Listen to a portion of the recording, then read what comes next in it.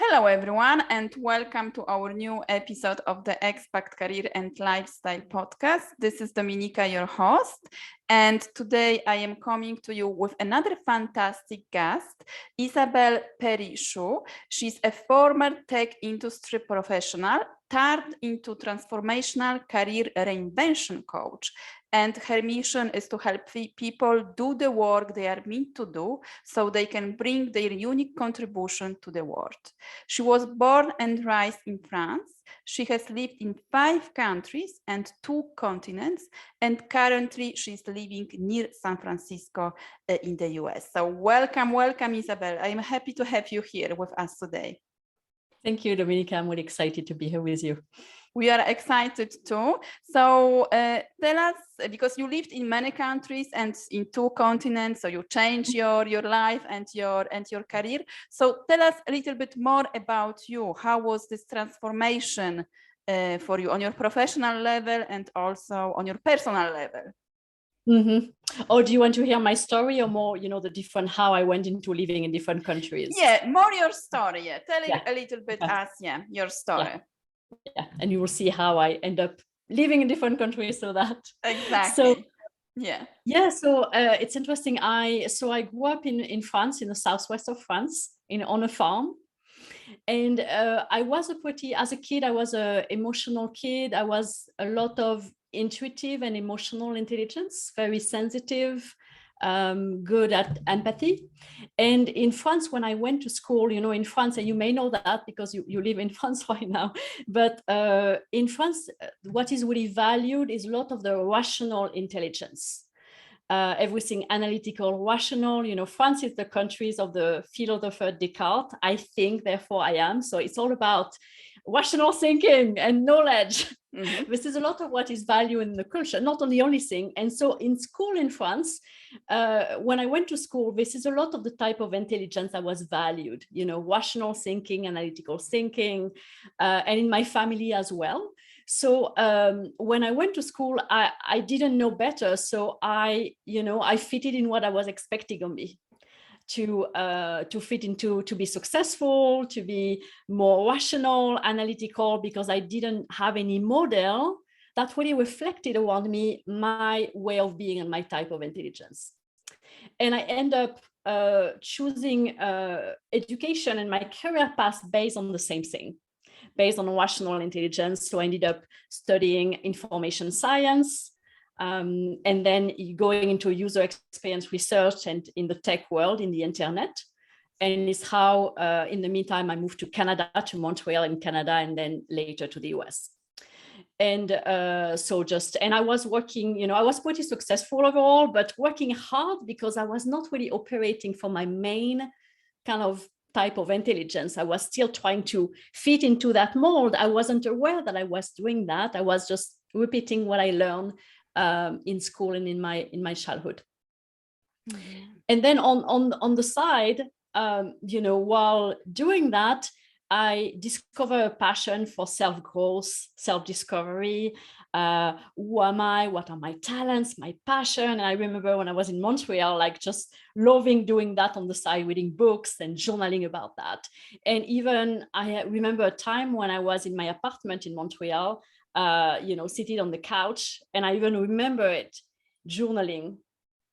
And mm-hmm. Suddenly I thought, oh, what if I could do that for work? What if this could be part of my work and I would help people, discover really who they are, what their talents, because it was very transformational for me. However, in my head, it was like, it's not possible because it was conflicting with what I learned was supposed to be success and career, and it didn't fit what I learned was supposed to be work and career. So I kind of dismiss it. And then in the meantime, I moved to the US, to California to work for Yahoo mm-hmm. in the tech industry after that. And when I was excited, this is a new country, my dream coming true. And however, the consequences of me not operating from who I was and my main intelligence starting to take a toll on me. So this is when I started feeling sad, depressed at work. I was wondering what's wrong with me, because I was trying to fit the model of what I was supposed to be and look like. And I remember even a time where I was calling I had to call my therapist during a work day because I was just down, and I was remembering what's wrong with me. And I was thinking I was not intelligent enough, and I had to fix myself. And that was really a painful, really painful time in my career that I've experienced for quite a while at that time. So this was like the conditioning of your country, of your education. So the conditioning I took, because there is no model reflecting my type of intelligence. And what happened then is that a few years after that, Yahoo was going through downsizing. So there were layoffs, and I got laid off from Yahoo. And initially that was a shock, because I was like, how am I going to stay in this country, because my working visa was tied to my work.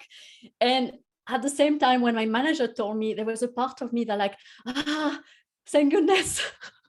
That was like a relief, because I was so tired of trying to be somebody I was not in my work. And so this is how things turn around. And then, I realized that dream that I had back in Montreal, this is time for me to do something about it. If I don't do it now, it will never happen. And in the meantime, while, learning more about myself, I realized that for all these years, I had operating from what I call the wrong blueprint. I was trying to operate from a blueprint or intelligence that was not mine. And I realized I needed to change that, otherwise I would never be happy and successful in my work.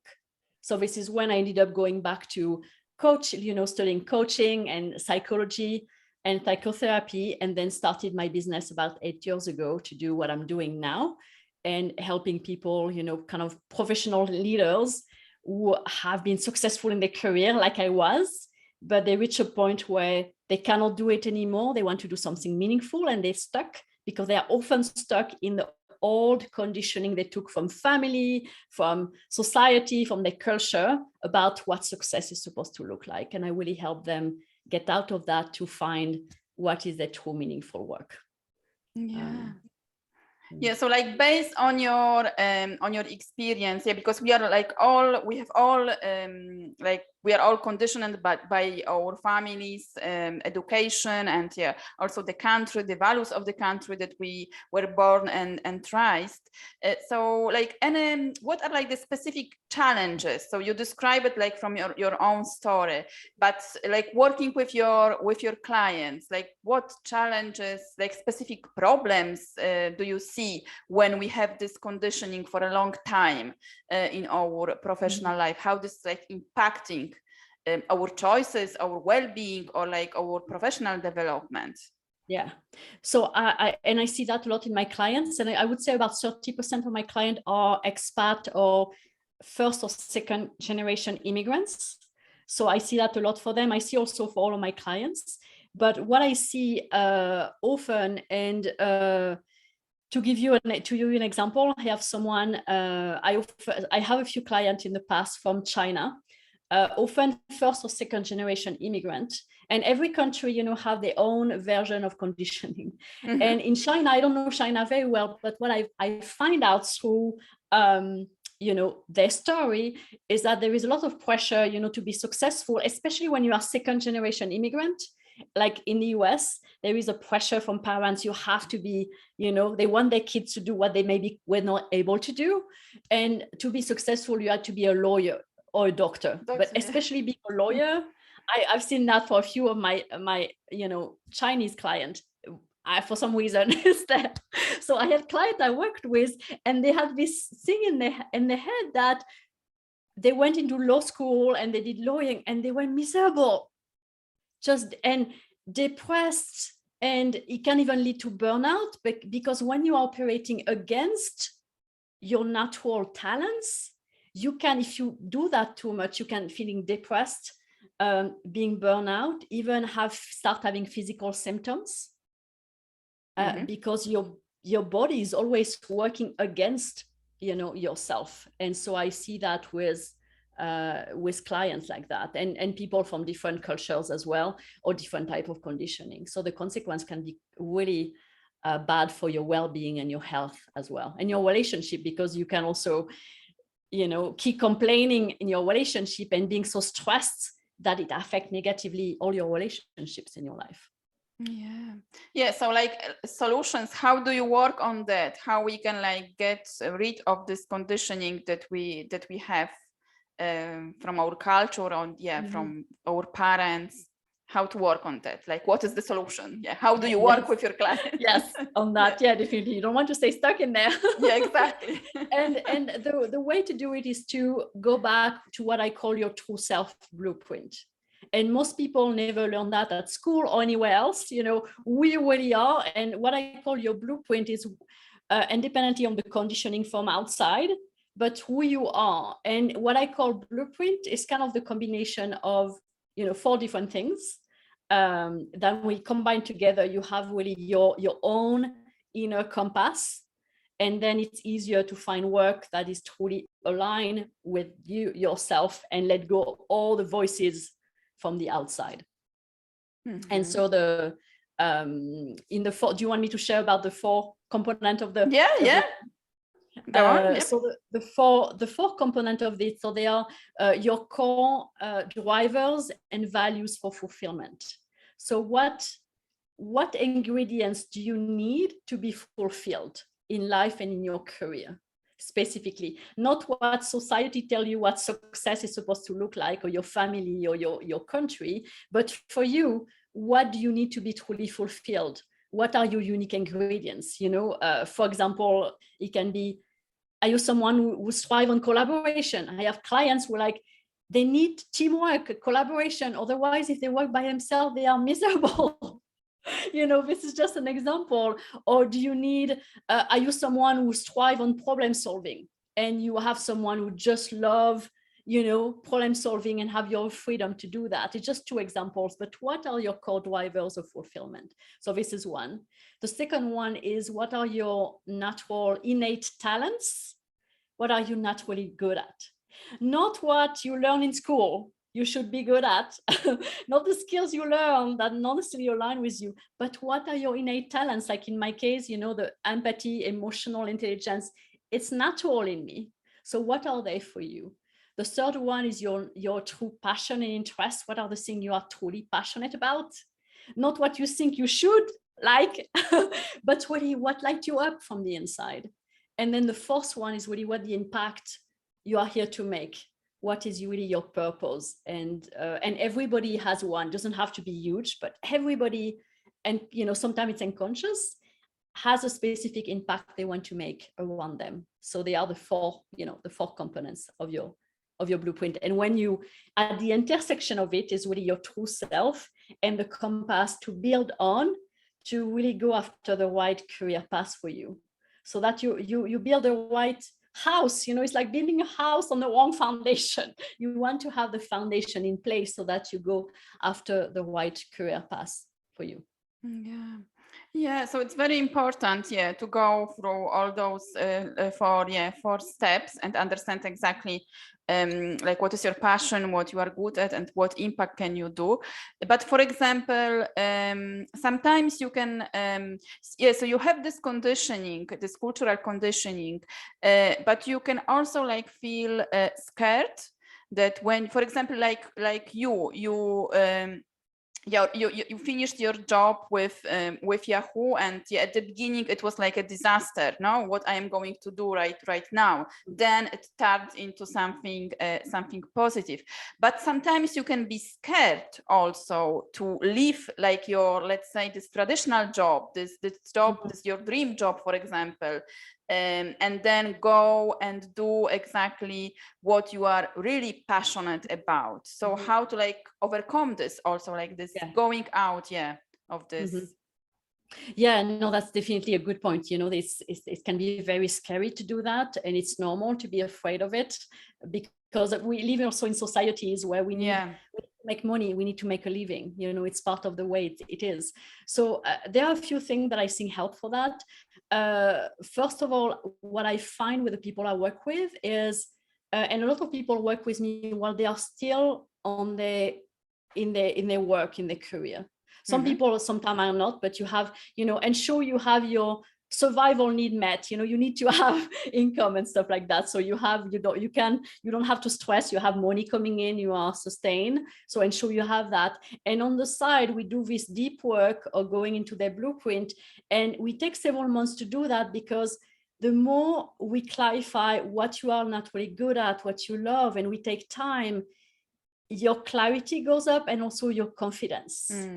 And it's like, we switch, like your confidence, you were scared and your confidence is there. And slowly, by working on the blueprint, slowly it starts to shift, because you start realizing so much in contact with your strengths that you find the confidence and also the clarity. When we clarify what's really the work you are meant to do, you have so much passion for it that kind of helps counterbalance the fears. And then I would say the second thing I tend to recommend, and we work on the fears as well, we welcome them, is going at your own pace. I'm not someone who said, okay, you just suddenly leave your work and just change. For some people it may work, but sometimes it's just, what is the milestone to get there? You may need to stay in your work for a while before you can build on the side, exploring different things and going at your own pace to shift, instead of doing a shift like jumping in the water right away. Yeah. So it's like definitely not like jumping from the bridge into the water. No, it would be too, it's too much. Sometimes people, it works depending on situation, but often it's just too much. People are not ready yet for that. Yeah. So we spoke about like the negative let's call it like the negative side of the conditioning, of the cultural conditioning. So what are like the strengths that you can have from your cultural background, and how to like apply it into your career or into your business? How to leverage your career or business? No, I like this question, because it's really also showing the other side of the coin. Yeah, exactly. Not only like the bad things. It's not just, and for me it has been my journey also to learn to love all the strengths from my native culture. And for example, in my case, and I'll share an example on a client as well, is that now what I say my cultural wounds in some way, when I was a kid, we all have wounds, parental, cultural anyway. And the fact that I was, I couldn't really express my true intelligence in school, now is becoming my superpower, and it is becoming my life's work, because I infuse it in the work I do. And it's become a mentor call that my life PhD. Like we all have a life PhD, based on what you experience, your wound, you transform them into your strengths. And now I'm able to use that as a way to help people really do what they are meant to do. So it's the beauty of it. And I had a client from China, and I have other clients from other countries, but I'm thinking about her in particular because she was born just before the one-child policy in China that, had people could have only one child, and it was devastating, especially for girls, because they all wanted to have a boy. So it was just devastated for women and girls. And now she lives in the US. She has 2 girls, and she's very proud of her girls. And her life purpose, we discover, is actually to help girls and women with education and careers. So she transformed, based on her cultural wound, it became her life purpose. So there is a beauty in, all the things you've gone through, in your life can become your biggest superpowers in your life. And I would say the other thing also is, and I'm sure you know that as well, you have the strengths of all the cultures. So you can really bridge cultures, and you have the strengths. For me, I have the strength of rational intelligence. People say my process is very scientific because I bring the intuition, but also all this analytical intelligence that I learned in France. I bring it to my work. So you can bring the strengths of all the different countries you live into. This is a gift. Yeah. So you can combine, all this background that you like have by living in different countries and also in different continents. So yeah, it's important like to not get confused. Also. Yeah, definitely. I'm sure, I don't know if that's been your experience. I know you have lived in different countries. If you have, pick up along the way all the strengths of all the different countries you've lived into.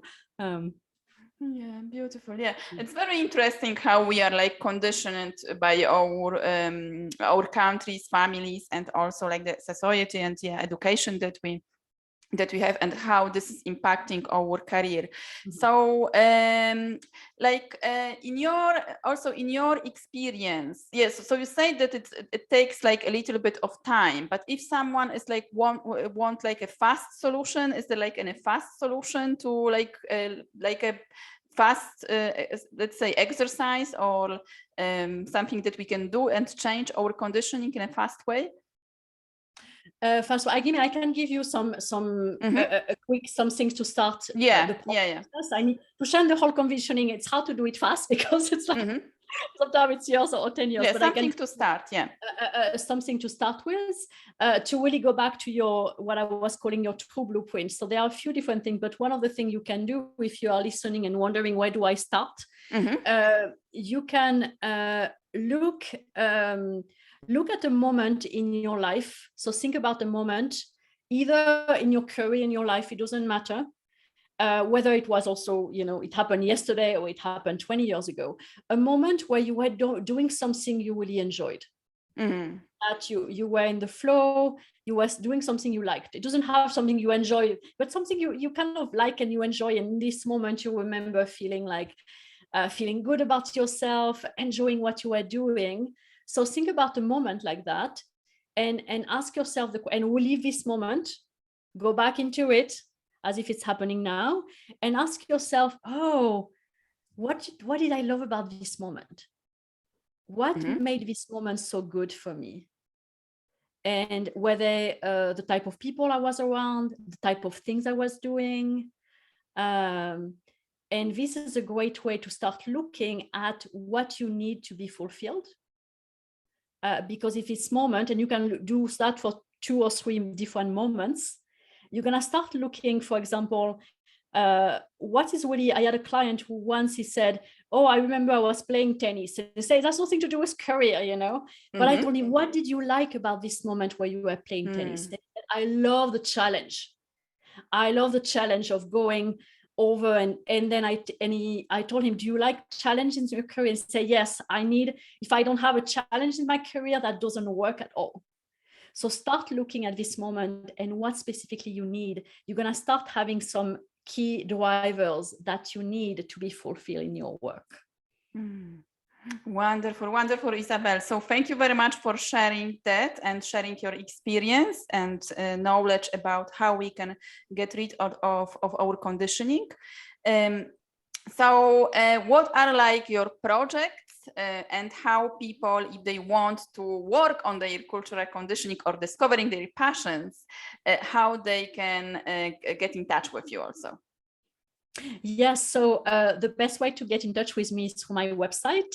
So it's brilliantseeds.com. So brilliantseeds.com. I know it'll be in the show notes. Brilliant Seeds, because you have brilliant seeds inside of you. So you go on my website and there you can also download, there is a free report that you can download where there is even more information and diagrams to explain what I shared with you to do and some other exercises. So it's a good way to get started, to look more if you want to learn more. And also if you listen, you are very inspired and you're like, I want to really explore potentially how it would be to work with me. I can do like a complimentary session with no obligation to just help you understand what's going on for you. And so you just have to go to yourmeaningfulwork.com. So yourmeaningfulwork.com, and then you can apply to just have a conversation with me. Fantastic. So any projects, particular projects for let's say for the last months of 2022? 22. Yeah, I mean, my projects are really to share my message more broadly. So, speaking with you in one way, I'm giving a talk in a few days, but I know for people listening, probably maybe it will be after. Yeah, it will be after, but I'm being more giving talks at different places, and especially touching people who are a multicultural background. So I'm really, really interested in that, to helping more people. So it's kind of in the process of sharing that more to the world right now. Fantastic. So last piece of advice and insights, or suggestions? Yes. Yeah. Let's see what I want people to live with. Yeah, I mean, I want you, if you are listening, I really want you to know, sometimes we have doubt, we wonder, but do I have talents in me? Am I really good at something? Do I have a purpose? And if you are doubting that, I want you to know, after working with hundreds of people and people who have the same doubt, you have that. Every single person on the planet has some specific gift to bring to the world and purpose. You might not see it right now because it's clouding by the conditioning, but I invite you to do, the exercise I recommend. And I want you to know that it's in you, even if you doubt it. And I really want that for you to go on the journey for you, but also for the world. The world is missing out when you don't share your gift with the world. Wonderful, wonderful. Thank you very much for sharing that, Isabelle. Thank you very much for listening or watching, if you are watching the video version. So share with us what actions, what steps are you going to take? What is your experience when it comes to your own conditioning, living from your native country or living in different countries? Share in the comments. And I will be back soon with another fantastic episode. Thank you very much, Isabelle, once again. It was great to have you. Thank you, Dominica. It was great. You're welcome.